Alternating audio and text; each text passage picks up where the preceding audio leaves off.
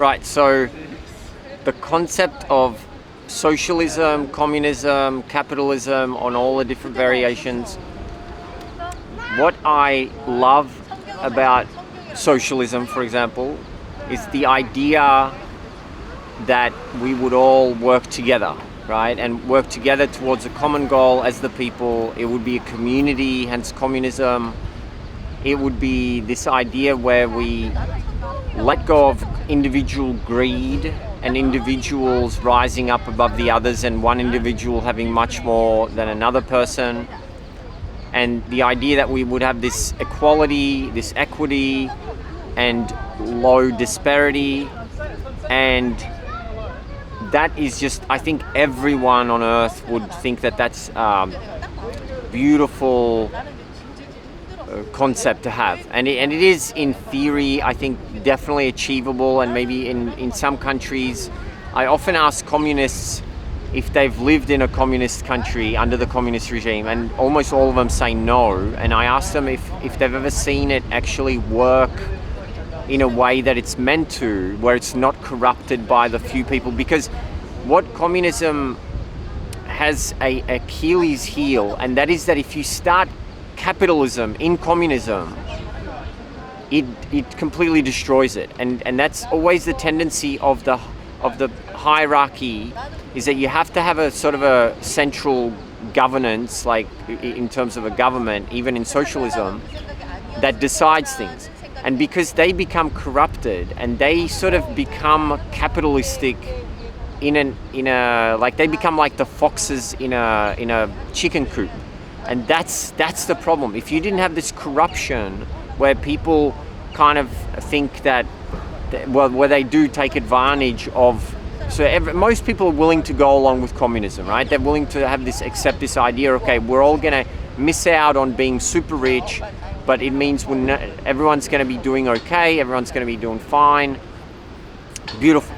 But then you get the people at the top, and they suddenly have 10 palaces and 10 this, and they say it belongs to the state and this, and they have like their immense wealth, which should really be given to all the people. And that, I think, it always happened, and it's happened throughout every communism, like not just in Russia or China or Korea. I think it's kind of ubiquitous that I see that this idea that you have this beautiful communism, the whole country, millions of people are willing to go along with it, but then it just takes a few individuals at the top who have immense power, and it just becomes something else. So I think that in that way, if you could find people that were uncorruptible, communism would be definitely beautiful. It did, in my experience living in Czechoslovakia, have sort of an interesting side effect of having 100% employment, because in communism you have 100% employment, nobody's unemployed, there's no homeless people, everyone has a place, everyone has a job. It's all beautiful that way, but what that creates is the human psychology, is that you walk into a shop in communism, and in a counterpart in the Western world, there might only be one shop attendant, right? You walk into like a cafe or something, or a tobacco store or anything like that.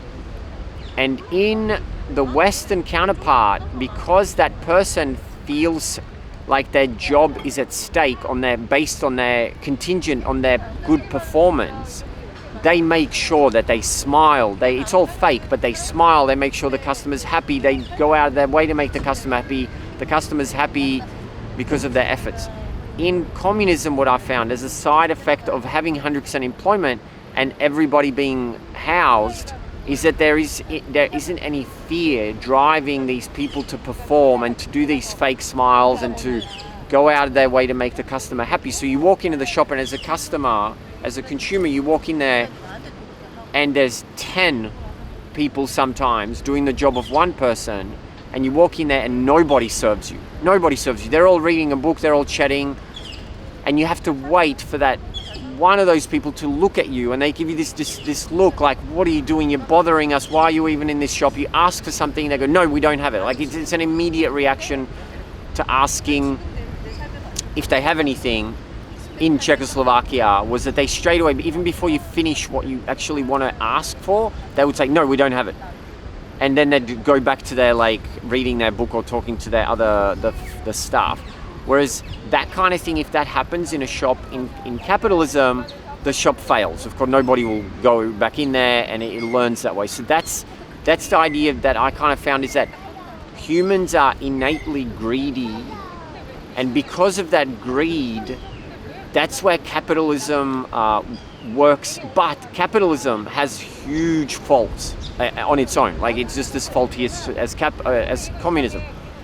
They both have incredible flaws, because you end up with this society where there's so many rich people that are just so opulent and in their lifestyle, and they are living lives that are so divorced from the rest of the society, and then you have this extreme abject poverty coexisting concurrently because of the huge disparity that we find in capitalism, right? So capitalism has, just as bad. It's just which one you prefer living in.